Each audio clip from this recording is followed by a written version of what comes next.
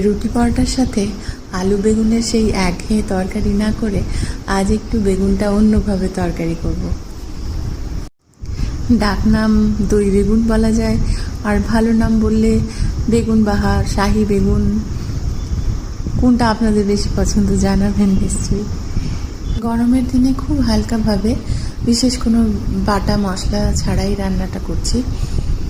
আর দই এমন একটা উপকরণ আমাদের বাড়িতে এখন সবারই থাকেই, তো তাই একটু ফ্যাটানো দই দিয়ে দেবো শুধু। খুব অল্প তেল মশলায় রান্নাটা হয়ে গেলেও খুবই সুস্বাদু।